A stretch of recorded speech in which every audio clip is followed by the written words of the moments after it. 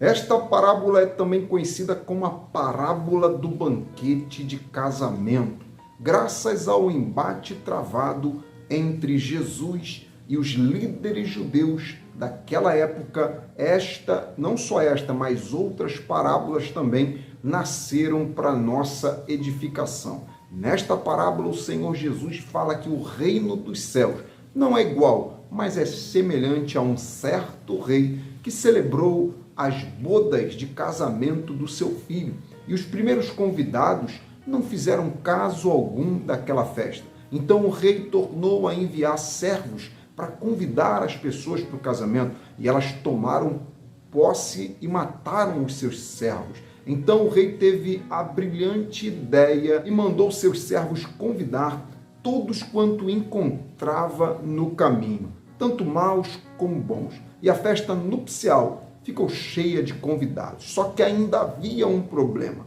No meio da festa, um homem, um dos convidados, não estava trajando vestes nupciais. E eu, pela misericórdia e graça de Deus, separei 10 lições edificantes sobre a parábola das bodas, ou a parábola do banquete nupcial. Leia a parábola que está escrita em Mateus, capítulo de número 22, do versículo 1 em diante, e confira aqui a aplicação pessoal para a sua vida. E se você deseja fazer parte do nosso grupo do WhatsApp, eu deixei aqui embaixo o link de acesso na descrição desse vídeo. Agora, sem mais delongas, vamos mergulhar nessa palavra.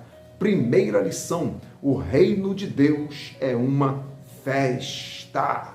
O versículo, irmãos, de número 2 de Mateus 22 começa dizendo que o reino dos céus é semelhante a um certo rei que celebrou as bodas, a festa de seu filho. Por várias vezes, irmãos, a Bíblia apresenta o reino dos céus como uma festa. As bodas do Cordeiro em Apocalipse capítulo 19 e a parábola das 10 virgens loucas e prudentes de Mateus capítulo 25 são alguns sinais que o reino de Deus é uma festa. Nós não precisamos esperar a volta de Jesus ou a nossa ida, a nossa partida para a glória para vivermos uma festa. Eu, irmão, já estou em festa. Apesar das lutas, apesar das dificuldades, a presença do Espírito Santo nos enche de alegria e paz que excede toda a compreensão, que excede todo o entendimento humano. É claro que no céu estaremos vivendo na plenitude da alegria, na plenitude da festa, mas aqui na terra já podemos celebrar e festejar a vida em Cristo. Então, não aceite outra condição que o maligno queira impor sobre a sua vida. Mande essa depressão, essa tristeza, essa angústia, essa ansiedade embora da sua casa espiritual. Deus, neste momento, traz festa para o seu lar e para a sua vida. Você é filho, você é filha de Deus. Celebre então a sua vida em Cristo. Celebre pelo agora e pelo que está por vir na sua vida. Segunda lição: com Jesus não é fica-fica, com Jesus é compromisso. Irmãos, esta parábola trata do compromisso de casamento, uma aliança firmada entre um homem e uma mulher para seguir uma vida inteira, abraçados, juntos até o final. A parábola não trata de um relacionamento passageiro, um relacionamento superficial, mas sim uma aliança, algo que nada e ninguém pode separar. Jesus não quer que você se relacione com ele porque é bonitinho dizer que acredita em Deus. Ele também não quer ser o seu ficante. Com Jesus é compromisso, haja o que houver, aconteça o que acontecer, permaneça casado, casada com Jesus através de uma aliança que não acaba aqui, uma aliança eterna. Com Jesus é aliança, é compromisso. 1 Coríntios 11, 25. Este é o cálice da nova aliança no meu sangue. Façam isso sempre que vocês beberem em memória de mim.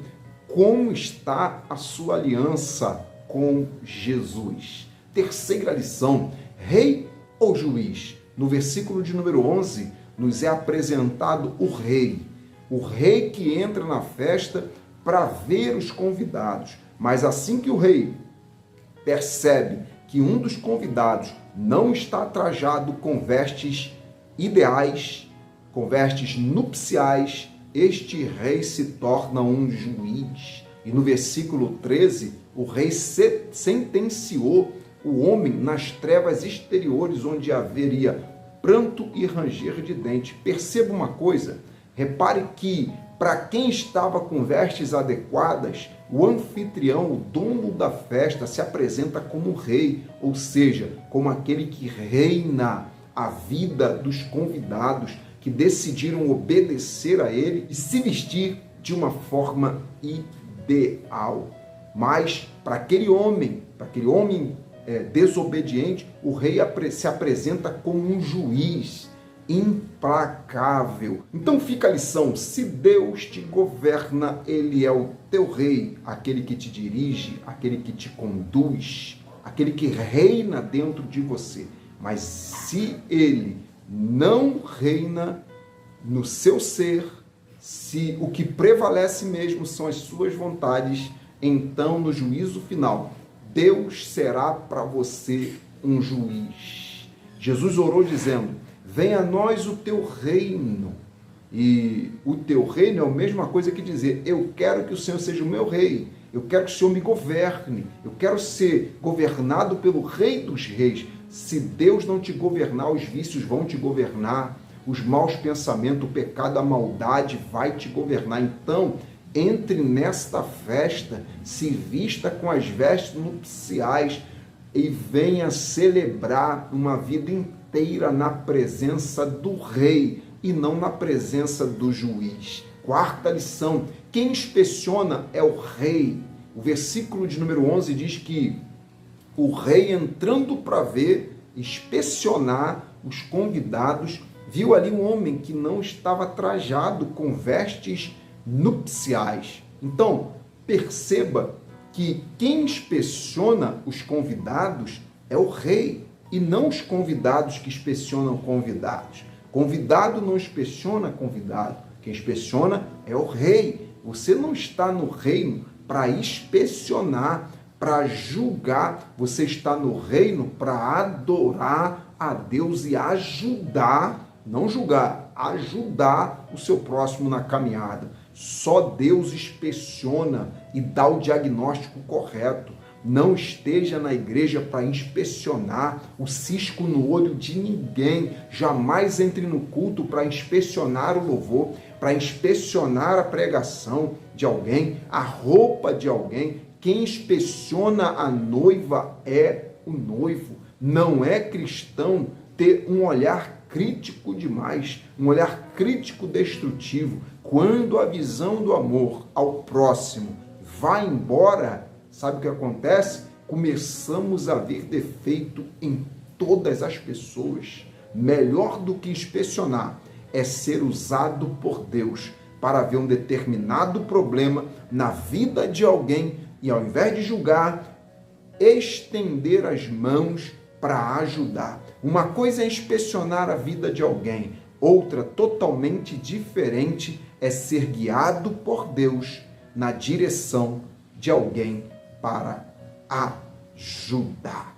Quinta lição: quem dá as vestes é o rei. Irmãos, segundo o costume da época, o anfitrião, o dono da festa, cedia uma espécie de uniforme padrão a todos os convidados. As vestes não eram compradas. Os convidados só tinham o trabalho de tão somente usar as vestes cedidas pelo dono da festa. Então, quem nos veste é o Rei dos Reis. E vestimenta aqui, irmãos, não tem nada a ver com roupa. Não estou falando de roupa, eu estou falando de postura e posicionamento cristão. Só Deus tem as vestes de santidade que cobrem nossa nudez para que a nossa reputação como cristãos não seja manchada. Em Gênesis capítulo 3, versículo 7, após a queda de Adão e Eva,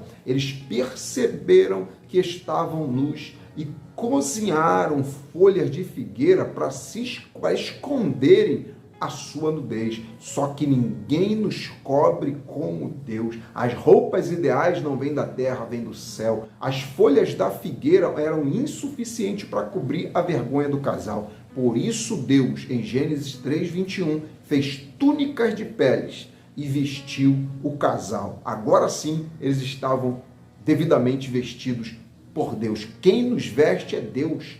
Amém? E não uma ideologia. O modelo de salvação apresentado pelo céu é crermos e seguirmos a Jesus. Essa é a roupa que você tem que ter. A roupa daquele que crê em Deus, daquele que tem Jesus como seu Salvador. Qualquer outro método de agradar a Deus ou ser salvo não passa de folhas de figueira. Pegou?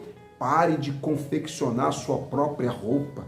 Deus não é servido do nosso jeito, Ele é servido conforme está escrito e não conforme eu acho e conforme eu penso. Os moradores lá no princípio tentaram construir uma torre chamada Babel. Essa era a forma que eles queriam acessar o céu, mas só que não tem como acessar o céu se não for da forma de Deus, se não for do formato de Deus. Então só Deus sabe nos vestir e nos revestir de poder e autoridade para sermos participantes da festa no céu. Sexta lição, o rei está presente. Amém? A parte A do versículo 11 diz que o rei entrando para ver os convidados. O rei entrou na festa, o rei estava presente na festa, Deus está presente no culto. Tenha essa certeza toda vez que você estiver adorando a Deus, ainda que na festa havia um homem com vestes impróprias, o rei estava presente. Deus não afasta a presença dele por causa de alguém ou algumas pessoas que não vestem a camisa da santidade na igreja. Deus não deixa de cooperar conosco por causa dos infiéis. Não abandone Jesus por causa daqueles que não vestem a roupa da santidade. Enquanto houver pessoas de vestes nupciais, pessoas vestidas como a noiva do Cordeiro, como a noiva de Cristo, Deus estará presente na festa. Deus estará presente na congregação. Não se preocupe, não saia, não abandone Jesus. O rei sabe quem está usando as vestes da festa. Sétima lição, ele não veste a camisa. Irmãos, era uma desfeita muito grande não usar as vestes cedidas pelo rei, pelo dono da festa. Era o mesmo que dizer assim: eu não me identifico com o noivo, eu não celebro, eu não me alegro com a vitória e alegria do noivo. Vestir a camisa, irmãos, ou as vestes nupciais, hoje é se identificar com o Cristo que venceu. Quando você veste a roupa da santidade e anda na presença de Deus, você está se identificando com Cristo. Quem se identifica com Cristo veste a camisa e vai à luta em prol do reino de Deus. Quando o cristão veste a camisa do reino, ele ajunta e não espalha. Quem participa e se alegra com a vitória de Cristo na cruz, coloca as vestes do Evangelho e segue em frente, celebrando a vitória e não olhando para trás. Oitava lição.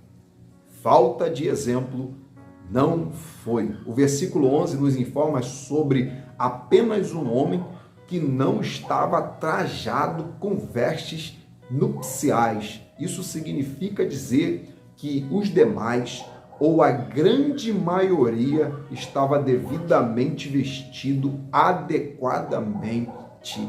Aquele homem, irmãos, não estava trajado por falta de exemplo. Sabe por quê?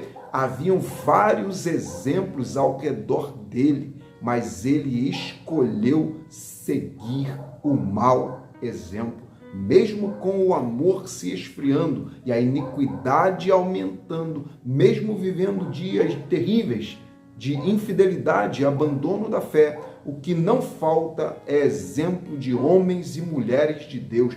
Tem exemplos, irmãos, de pessoas passando no vale árido, passando na tribulação, no vale seco, no deserto, mas mesmo assim não negaram a Jesus. Alguns, não são todos, sempre haverá na palavra de Deus e ao nosso redor pessoas dispostas a seguir Jesus, custe o que custar. Então, cabe a nós escolher, sermos seletivos em quem ou no que vamos espelhar, balizar a nossa fé, porque o que não falta é exemplo. Nona lição: não se sentiu nem um pouco incomodado com o seu estado e com a sua condição. Imagine, irmãos, a cena: todos estavam vestidos com vestes adequadas, ou quase todo, a grande maioria, e só aquele homem não se adequava ao padrão exigido e ainda não se importava nem um pouco com isso.